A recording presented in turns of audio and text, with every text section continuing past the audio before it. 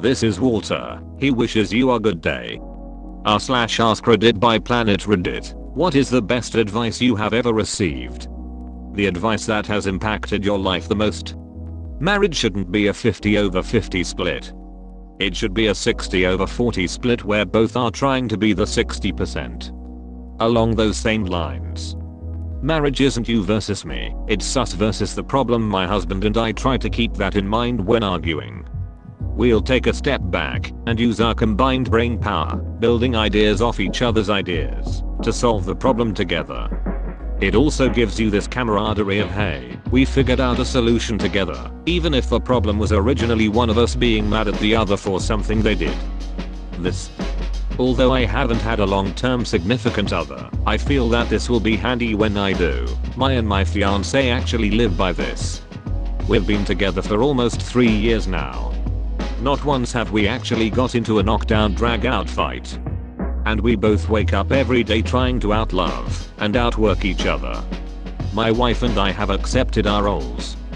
She cleans the dishes, and I cook the meals. She can't cook for shit and I can't clean for shit according to my wife, so eventually I said enough's enough. I'll cook, you fucking wash up. It's been this way for the last 6 years and we are both happy. Plus cooking is fucking awesome. I get to choose the meals, plus I hate making a mess, so use as few pots and pans as I can to cook with. Even if that means reusing the same pan to cook multiple parts of the meal and scraping the cooked parts onto the used chopping board I've rinsed off until I'm ready to add them back in. My husband does the laundry. I do the dishes and cooking. We had kids to do all the rest.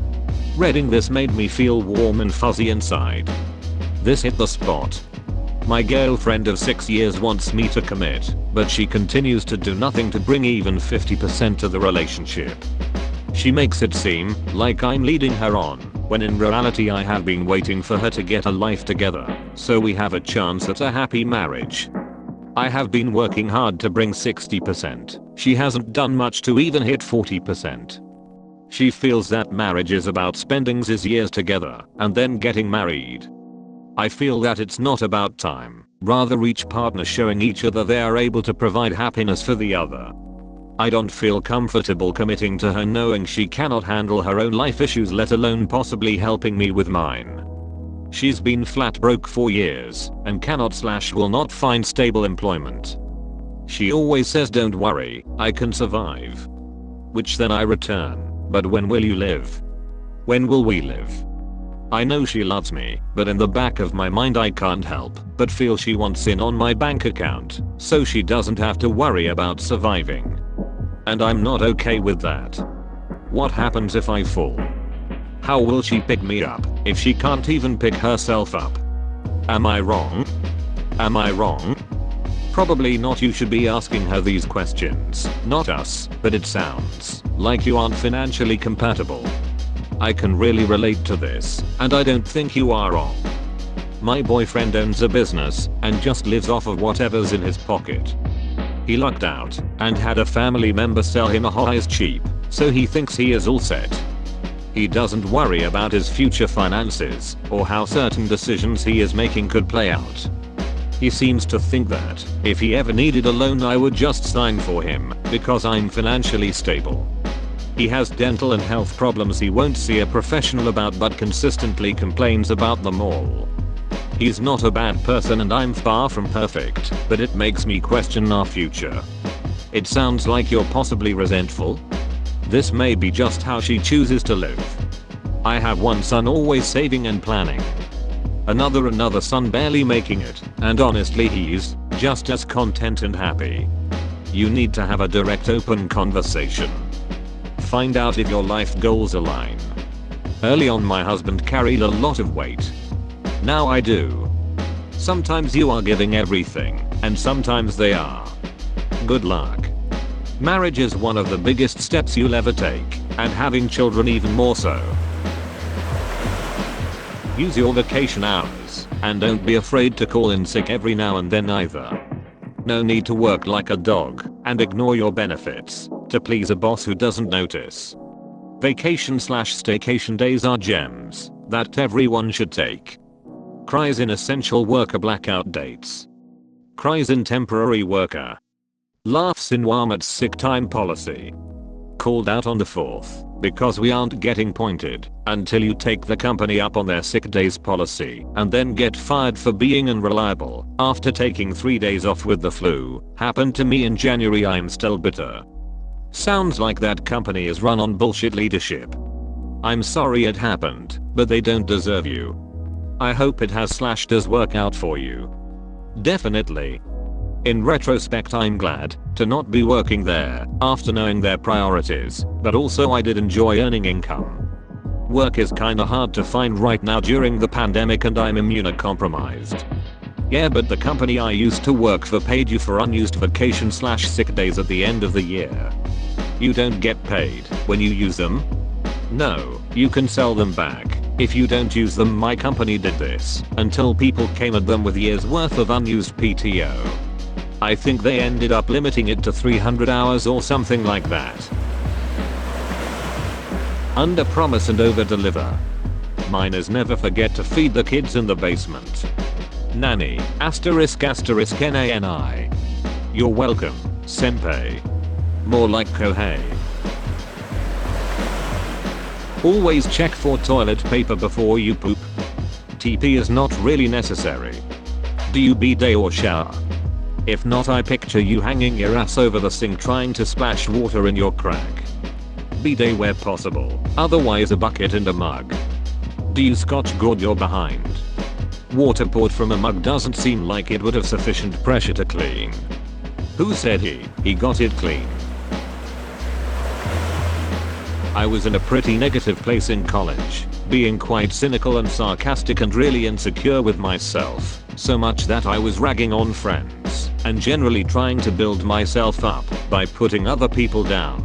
You know the type, the friend who thinks he's busting chops, but really is kinda just being a dick. My well-liked, popular roommate/friend noticed this and sent me this little bit, which I always hang on to. Immediately stop picking on people's weaknesses, do what I do, expose their qualities and strengths. It makes them feel good about themselves, and you too for noticing. When you make people feel good when you're around, they are going to remember that feeling whenever you show up. You'll be well received and missed often. Plus, don't you want your friends to feel good about themselves? It made me revisit the way I'd been treating people around me. One of my friends is universally beloved and the most popular person I've ever known. He has a big circle of close friends, real ones and not including good acquaintances, who are extremely protective of him and deeply care about him. I kid you not, every time we hang out, 3 people on the street stop and greet him heartily with a hug, chat with him for a few minutes before they move on. It's insane. Since I struggle often in social situations, Asperger's, I started observing him whenever he interacted with me or others, in the hope of learning something. I noticed he never talks badly about others, regardless of whether this person is present or not. He never partakes in trash talk, even when everyone in the group does. If he talks about someone, he only mentions their positive qualities without exaggerations or brown nosing. If someone pissed him off, he tells the story in a way that is focused on the situation itself and the way it made him feel. He always praises others for their big and small achievements. There are no traces of pettiness, jealousy, or envy. You know he means it. He shares others' happiness over things he doesn't have. Like, when one of his wealthy friends buys a second fancy car while he can't afford a single one, he'll still be like, wow, nice man. Let me take a ride or two with this one. They'll drive around, have lots of fun, and go have a drink.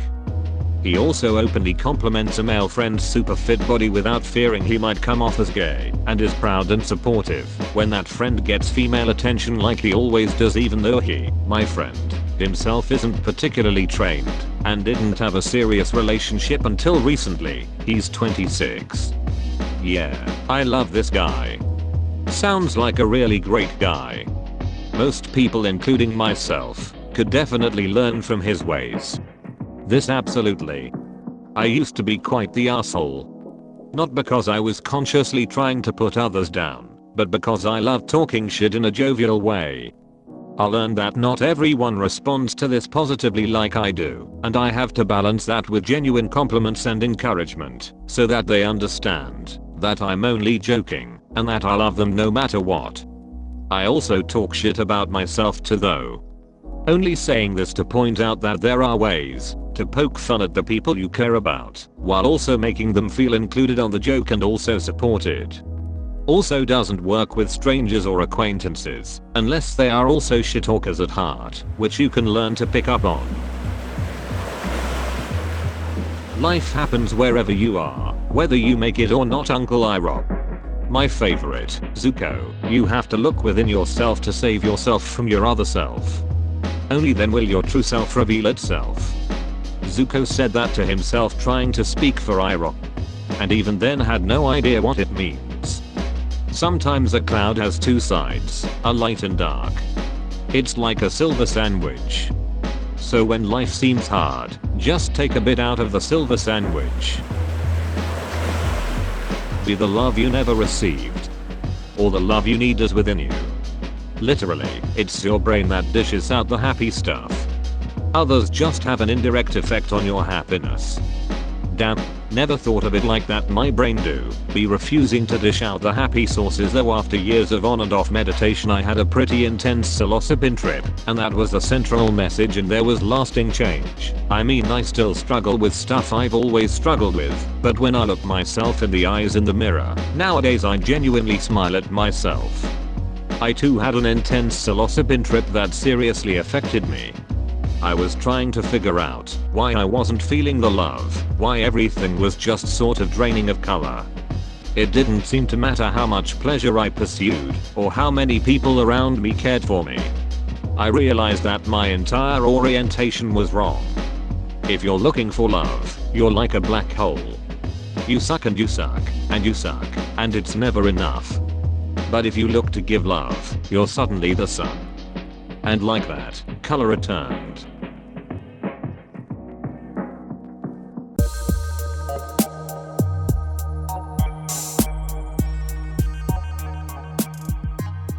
Thank you for supporting Planet Reddit. I love you.